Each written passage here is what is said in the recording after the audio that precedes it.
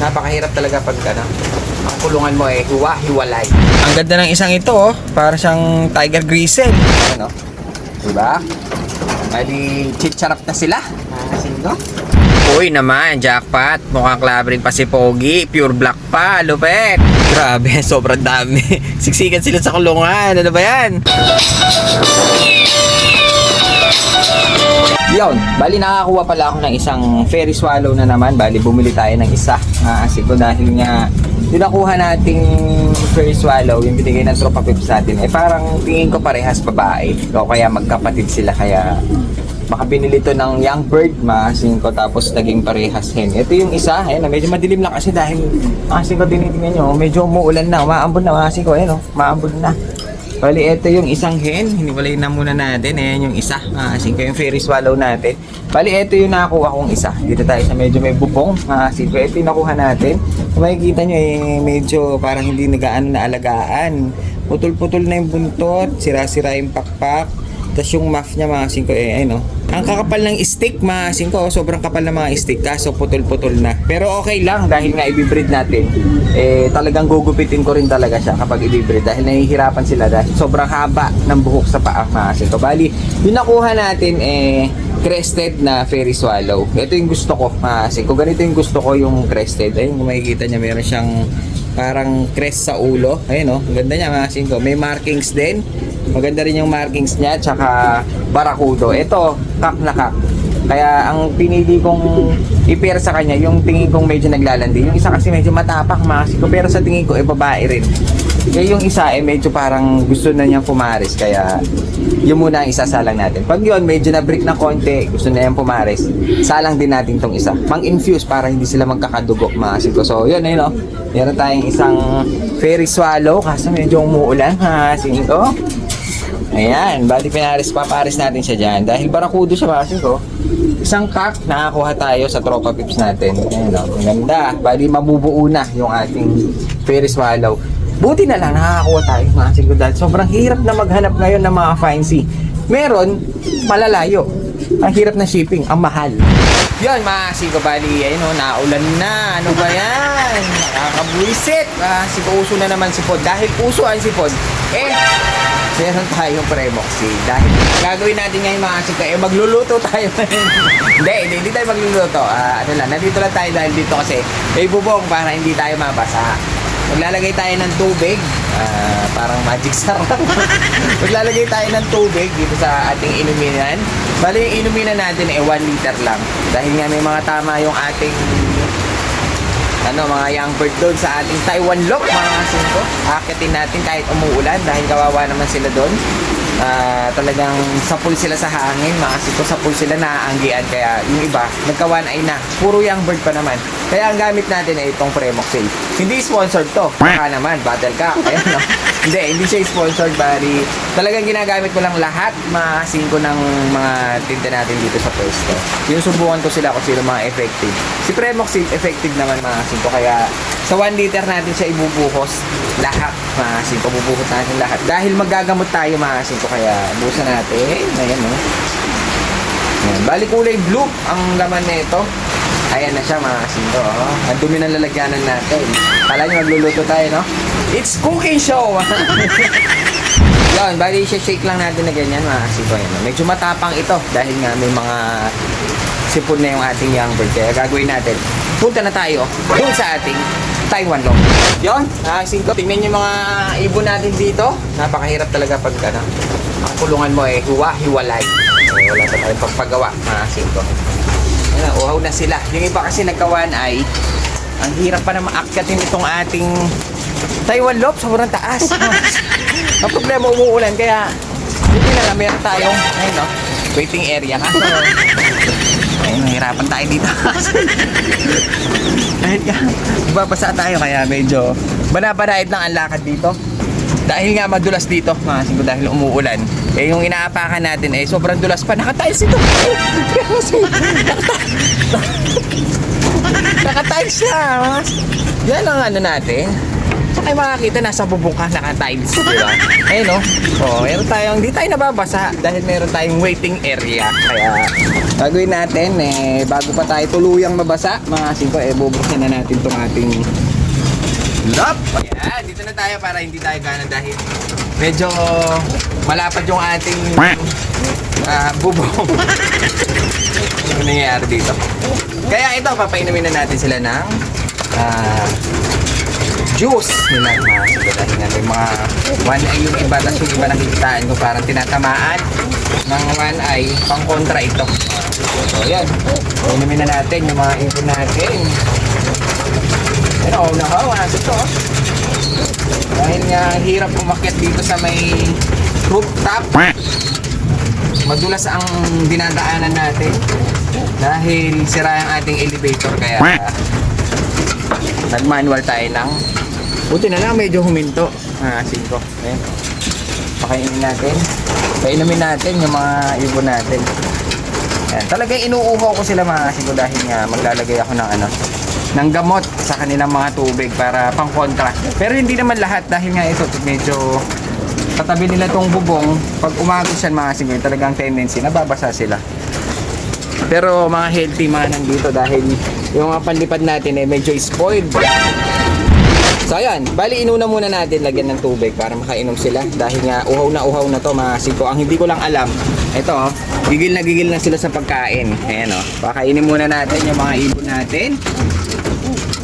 Makikita nyo medyo basa yung iba. Siguro ito yung mga naliligo kasi sila dyan mga singko. Ito yung mga nagpwesto banda doon pag medyo may tumatalsik, gusto nila naliligo. Makikita nyo, healthy naman yung mga kalapati natin.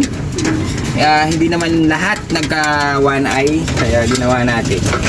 Lahatan na yung paggamot natin, lahatan na sila. Lagyan na natin ng patuka, mga singko.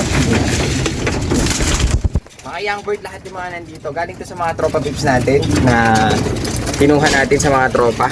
Ayan diba? Bali, chicharap na sila, mga singko.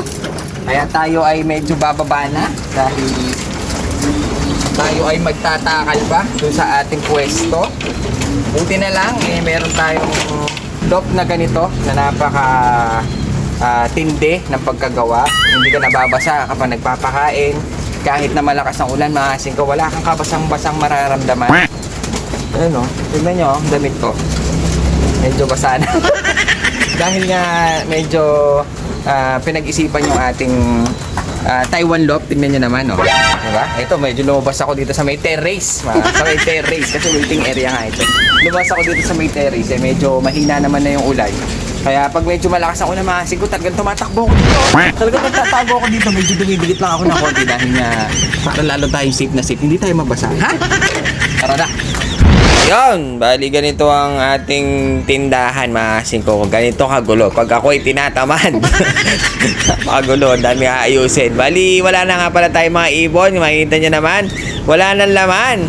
Buti na lang mga singko meron nagdala sa atin. Yung tropa pips natin nagdala ng kokonting ibon. Makikita nyo, walang laman yung mga kulungan. Pero itong nag-iisang to maraming laman mga singko. Dahil nga, dito ko lang siya nilipat dahil binilang natin kung ilan yung dala ng tropa pips natin. Kaya doon sa pagkabilang natin mga singko, sa tingin ko nasa 22.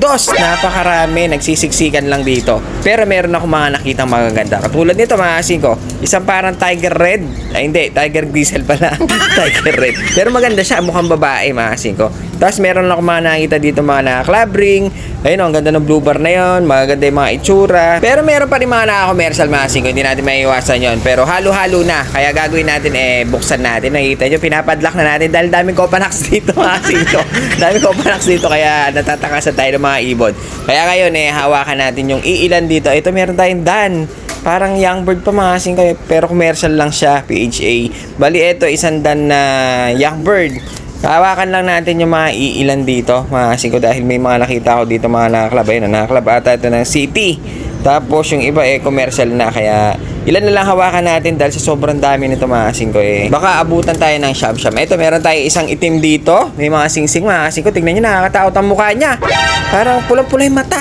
Itim na itim, pulang-pulay mata, mukhang wild bird mga singko. Pero maganda siya. Tapos hawak pa tayo ng mga iilan. Ito, mukhang maganda to mga singko. Mukhang hen, sa tingin ko black chick. Pero marungis siya mga singko, parang napabayaan na ni tropa. Bumoborga pa naman, oh. Mukhang babae. Kaso medyo payat na nga lang. Hanap tayo dito ng medyo maganda-ganda. Ito, parang meron ako nakita. Nag-iisang pula. Parang siya lang nag-iisang pula eh. Kaso, mukha siyang lalaki. Meron din sing-sing mga singko. Mukhang lalaki nga lang dahil parang nakitaan ko ng spot kanina to. Ayan oh, may mga spot siya. Bali, isang red cap. Bali, hawak pa tayo ng iilang piraso dahil sobrang dami naman ito eh. Ito, meron tayo ditong Batman. Ang ganda ng bar niya, brown. Batman ang tawag ng mga maraming makakagusto dito mga singko. Dahil kumikislap yung mga mata ng bata pag nakakita ng mga ganyang Batman mga singko. Pero karamihan kasi blue bar checker. Tulad nito, parang naka wingmaster pa yata ito mga singko. Oo nga, pero maganda siya. Kalabring bap, medyo payat sila mga singko. Parang talagang napabayaan na ni tropa yung mga alaga niya, kaya siguro dinala na sa atin. Hanap pa tayo. Ito mukhang maganda itong nasa taas. Medyo mahirap nga lang huliin dahil nga hawak-hawak natin tong cellphone mga singko. So yun, ito ang ganda, ito maganda to, commercial lang pero maganda yung itsura, maganda rin katawan nito. Ito maganda katawan nito, lalaki, blue check mga singko. Ano pa mayroon dito sa mga ito ang ganda oh, pure black na naman pero parang naka-club siya mga singko. Yun oh, parang naka-club siya. Hawakan natin, tignan natin kung talagang naka-club siya. Pure black na naman. Parang tatlo yung itim na nakita ko. Ay, club nga mga siko. Club ring nga siya. Mukhang naka-jackpot ako dito sa itim na to. Club ring na. Pure black pa. Ito, goods to. May hanap pa tayo.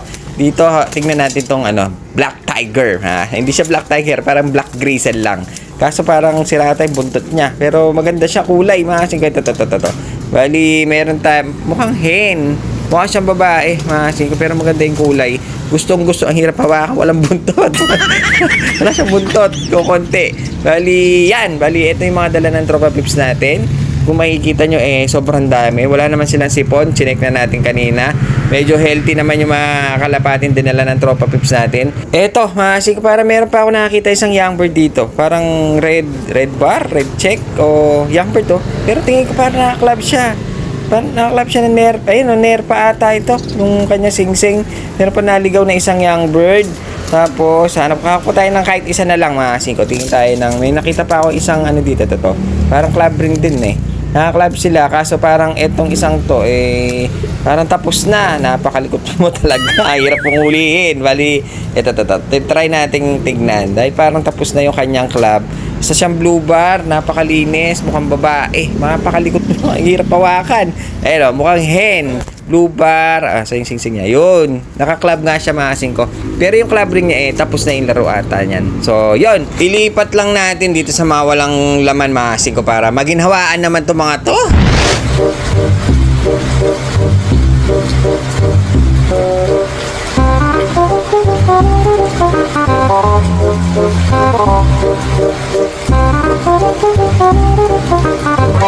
Paano tayo magbibideo? Muulan na. Okay. Bukas na lang ulit.